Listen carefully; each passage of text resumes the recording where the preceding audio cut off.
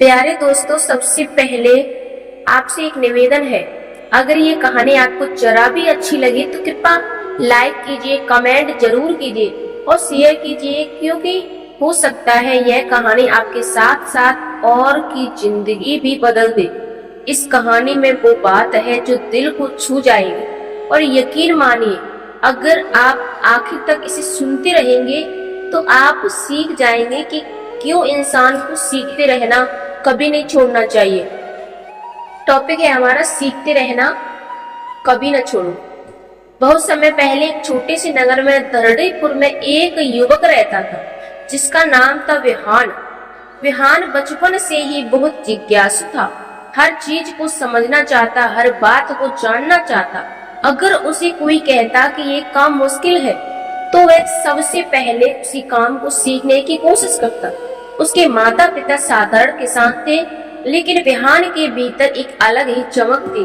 वह अक्सर कहता, जीवन का असली आनंद सिर्फ जीने में नहीं बल्कि हर दिन कुछ नया सीखने में है। लोग उसका मजाक उड़ाते थे। गांव के लोग कहते, अरे विहान, तू कब तक सीखता रहेगा? कभी तो स्थिर हो जा, कभी तो आराम कर ले। लेकिन विहान हंसकर कहता, सीखना बंद कर दूंगा तो जीना भी अधूरा हो जाएगा।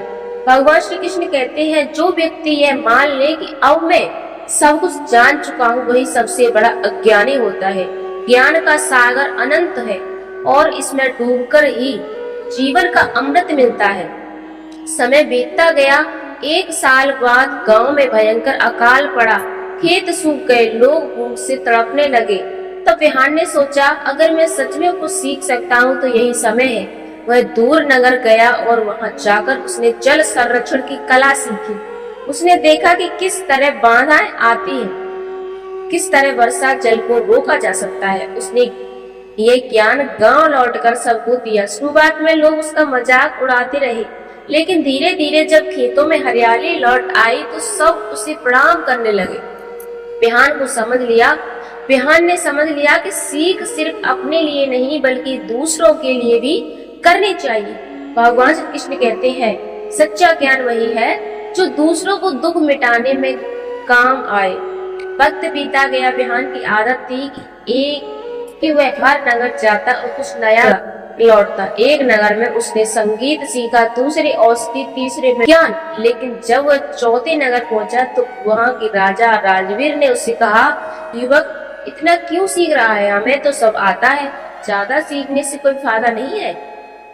विहान ने शांत स्वर में कहा, महाराज, जो सीखना बंद करते हुए पत्थर बन जाता है, पत्थर के पास बहुत वजन होता है, लेकिन जीवन नहीं।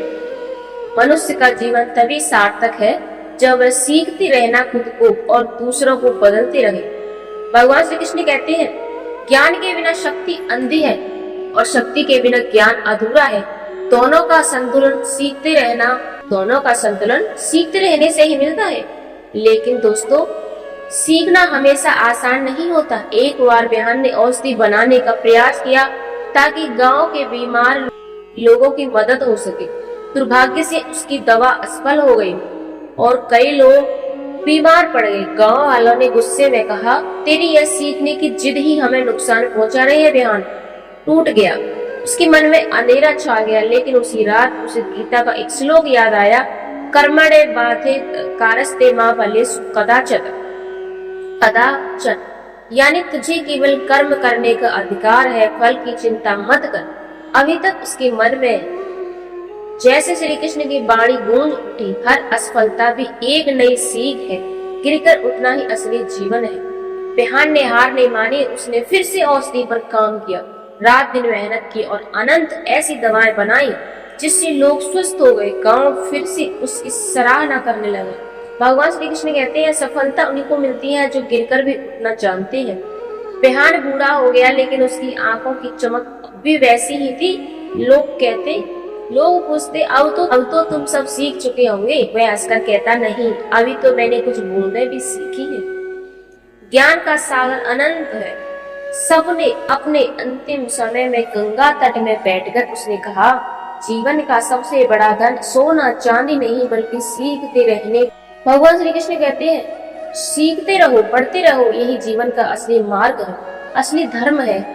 और प्यारे दोस्तों, अगर ये कहानी आपको अच्छी लगे तो इस बार फिर निवेदन है, लाइक कीजिए, कमेंट कीजिए और शेयर कीजिए, क्योंकि जाने ये सीख किसी और की जिंदगी बदल सकती है।